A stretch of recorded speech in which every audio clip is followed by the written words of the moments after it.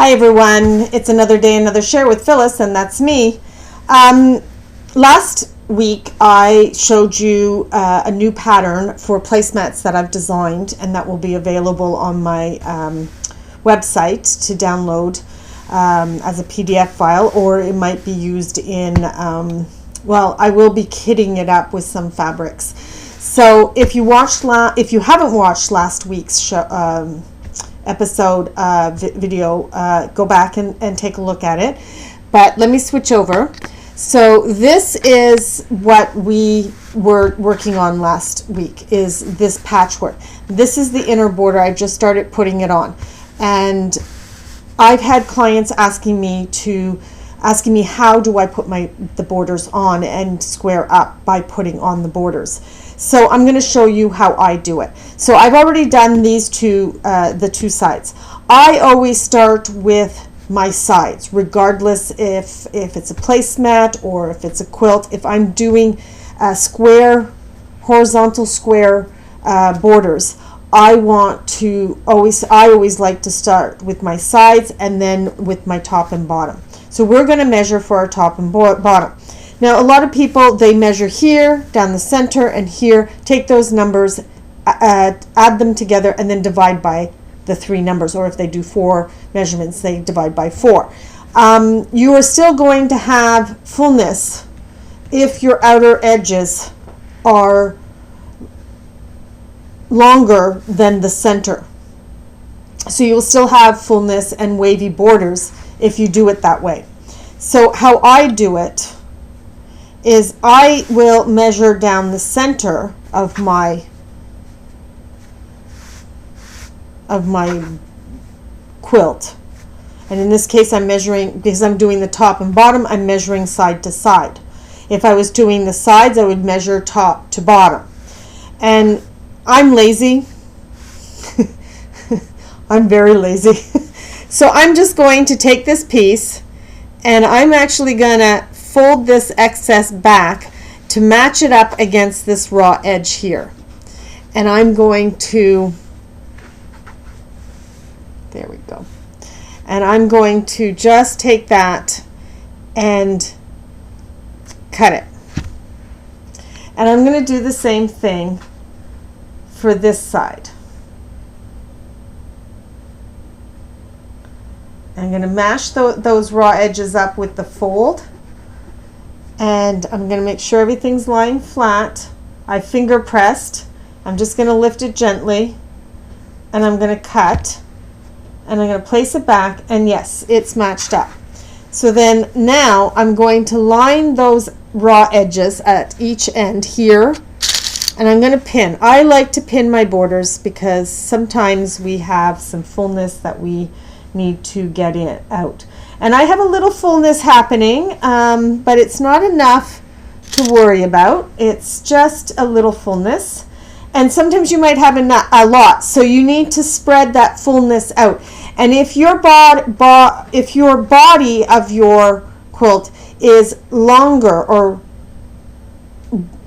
than your strip that you're sewing it to, then you would put that against your feed dogs. If it's the other way around, if it's your border fabric or your strip for your border is longer than the body of the quilt on those edges, then you would put the border fabric against the feed dogs. And the feed dogs will just feed up because they feed that fabric in a little faster than the foot feeds the top fabric in. So I do not, when I have fullness like this, I do not use a walking foot. I want those feed dogs to do their job. And I think I will be putting that on the thing. Now, I want to cut the other one. I'm going to do the same thing. I'm going to fold this back. I'm going to finger press. And I'm just going to slide my scissors in there, trim it. And it doesn't matter the size of the quilt. This is how I do my borders every time. This is how I do sashings. I measure down the center. And now sashing's a little harder because you have X amount, especially if you're doing a sampler quilt where every block is slightly different. you might have a discrepancy from one block to the other up to a half inch. And if that's the case, you need to do an average and then just ease in with using your feed dogs. So now I have trimmed this. This is a little longer than the body of the quilt. So I'm just going to match up. I'm going to trim this like this. I'm going to match up my raw edge there. I'm going to pin that edge. And then I'm going to come along here and match up that raw edge. See, there's a little fullness. I don't know if you can see. Yeah, you can see that. There's a little fullness here. So I'm gonna actually put this down against the feed dogs. And actually I don't need to, but I think I will. And I'm just going to pin in the middle. I'm going to spread the fullness out evenly across. I want things to be even.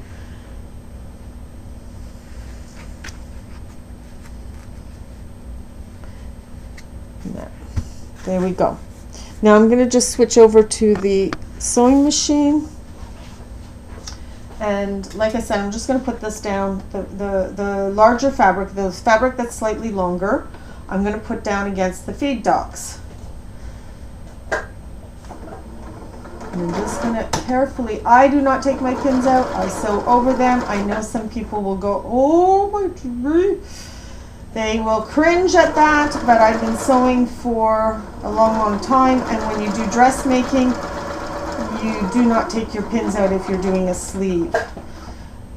Because if you do that, then the easing of the sleeve will shift and that sleeve won't be equal. So, okay. Every once in a while I'll hit that pin but with the needle, but very rarely. No, that's done.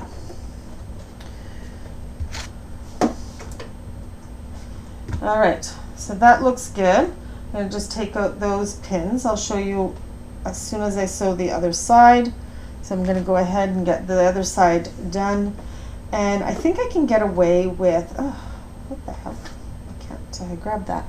I think I can get away with doing this one on top. Because there's not really any fullness on this one. Over the pin.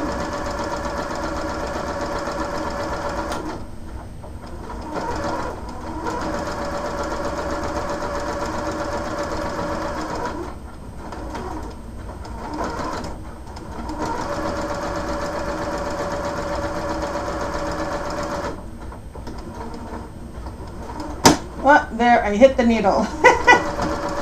So that needle, it's definitely bent. I'll show you that in a minute. There we go. So every once in a while it does hit a needle. I don't worry about it because I can change the sewing needle, and I didn't hear any clacking. It just kind of nicked it, and I'm not sure if you can see that, but it is definitely bent. So let me switch over to this camera. So that is definitely bent. All right. So unfortunately, that happens once in a while. I'll put that away into the pill bottle so I don't hurt anybody. And I'm just going to take this off and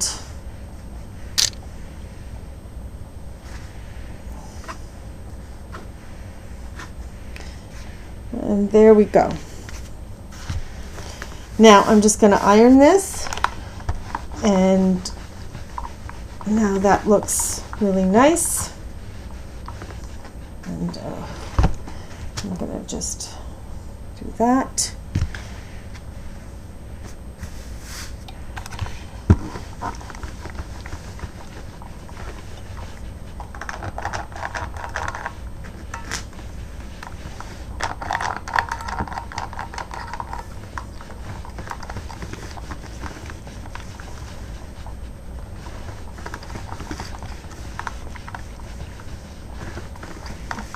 All right, so now we want to do the outer border. I want to put these on first. I think my table's moved on me. There we go. So I want to put these on first and these sides. So to do that, I need to measure, and like I said, I'm just going to, and actually I'm just going to turn this because it's easier to cut this way than it is cut that way, especially when it's far away. So I'm going to just take these two and I'm going to line them up, eyeballing the center. I'm going to line them up. I'm going to fold back. I'm cutting both of these at the same time.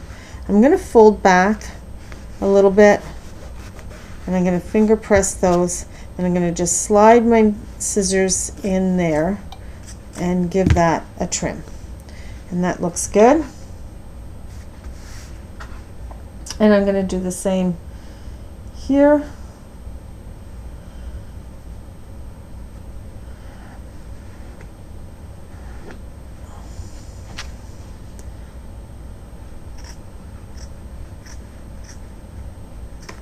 There we go. And now these are ready to be put onto either side. And they are fitting perfectly now. So I've managed to square up. There's no fullness. They're fitting perfectly. So I'm going to go ahead and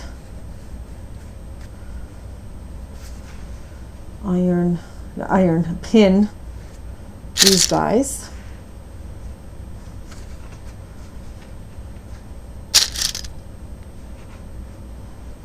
And I'm going to pin these guys.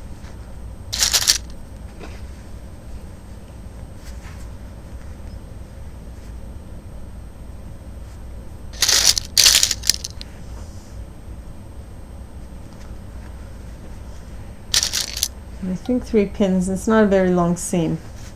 So there we go. I'm going to switch over to the camera for the sewing machine, and there we go. And we are just going to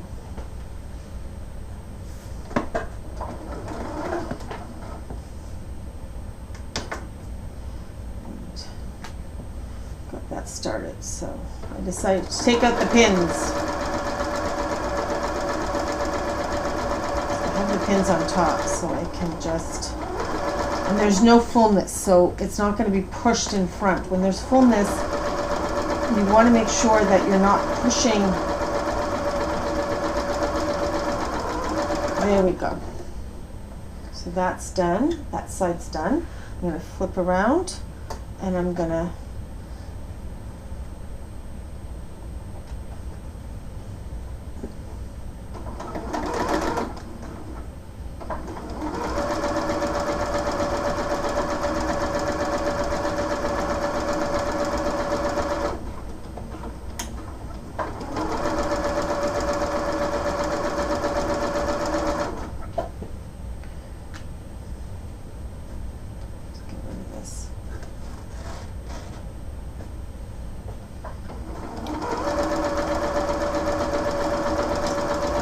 there we go.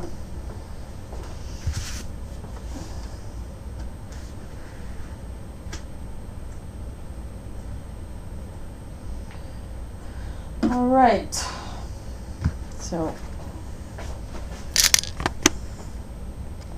all right. So now we have the 2 sides done. I'm going to iron. Just getting rid of some threads, some excess threads. Okay, so we're going to iron this.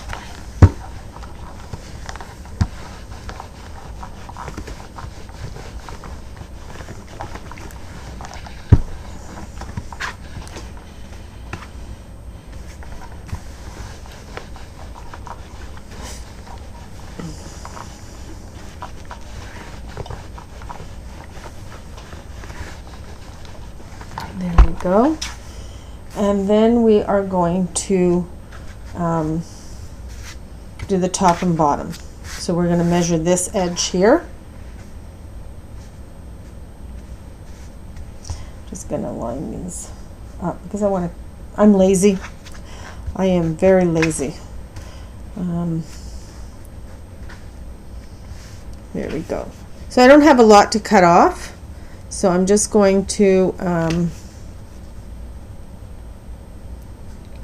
line up that folded edge against the raw edge of the side border, and I'm just going to go in and trim that, and then I'm going to go and do the same thing over here. I also line up along these edges too. Sometimes on borders they're much longer, and I just make sure that I have. And then I'm just going to slide my scissors in there and trim. There we go. That looks good. So now we're just going to go ahead and pin this side, matching up raw edge to raw edge. Coming along here, there's a little bit of fullness in the body, so I'm going to put that against the feed dogs, making sure that whatever fullness I have, which is not a lot, we're talking very minuscule, I will just make sure that it's evenly evenly distributed across the length of the border. Now I'm going to pin this one. I'm going to match up the raw edges.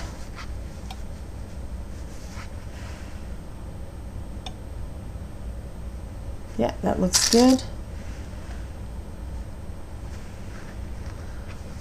There's no fullness on this side, so it's just making sure raw edges are lined up.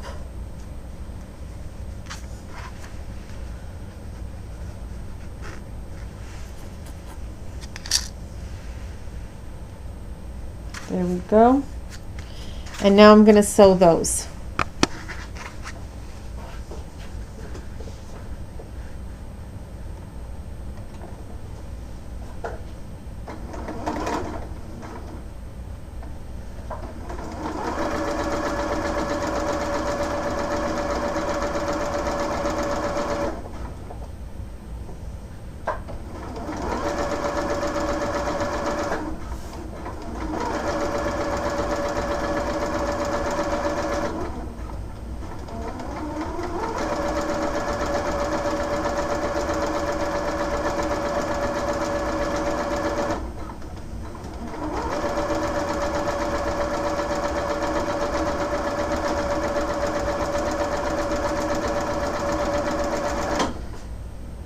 There we are.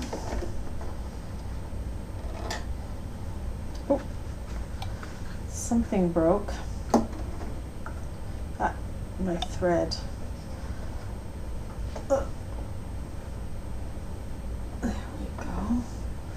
Just gonna get this re-threaded so I can do the other side. And there we are.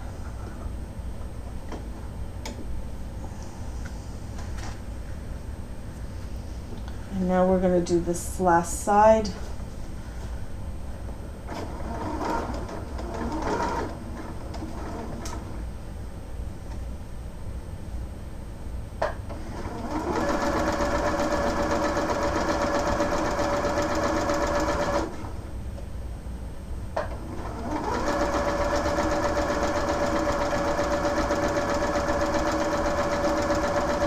Placemats are fast and easy to do, and you can give them as gifts. I have a whole bunch of placemats I've made over the years from my own household, and they wash beautifully if you've quilted them well and used good quality cotton fabrics. So they're a lot of fun to make, and they're a great stash buster. So here we are.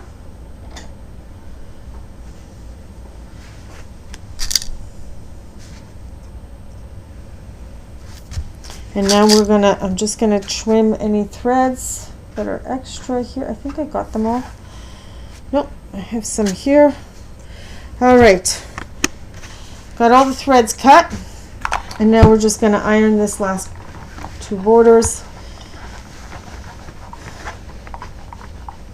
Now, when I do placemats, I don't do this for a quilt. At this point, I will find a backing and I will quilt it and bind it in the traditional way.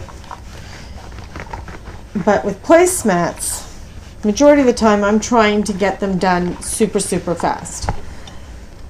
So what I end up doing is I will take a batting and cut it to this size, and I'll take a backing fabric and cut it to the same size.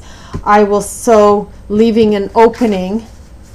I'd leave an opening here, just a small opening, sew all the way around, then turn it, and then iron, trim the corners, and then make sure that they are pushed out, and then I would turn it and then I would iron it. After it's turned and all the corners have been pushed out, I would iron it. And then after that, there's an extra little. After that, I will go in and sew as close to this edge to close it all off. And I'll sew all the way around to close it all off. And then I would sew a 1/4 inch around, and then on the other side of the border I'd sew a 1/4 inch. I'd sew in the ditch on both sides of the smaller border, and then in this case I just sewed in the ditch going this way, like I sewed in all these ditches, and then I sewed in these ditches, and everything looks really good on the back, and they're done super, super fast. And I just used my walking foot to stitch in the ditch, and that's it, and to stitch all the way around. Okay, so I turn it. After I turn it, I'll iron this whole edge down and make sure it's nice and lined up and ironed nicely, and all the corners are pushed out as well as you can get them.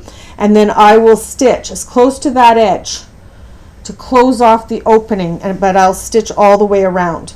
And the opening was down here, so I want it to stitch as tightly to that opening as possible, making sure that I close all the raw edges into the piece. And then I'll stitch a second time a 1/4 inch away from the edge, and then I would stitch a 1/4 inch excuse me, a 1/4 inch away from the edge of the inner from the inner border, and then I'll just stitch in the ditch on both sides of the inner border, and then I stitched in all the ditches.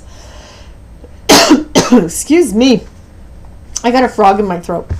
So that is it, and we will see you on the next Other Day Another Share. And I hope that me showing you how I do my borders helps you figure out how to do your borders and get rid of those excess fabric in the borders.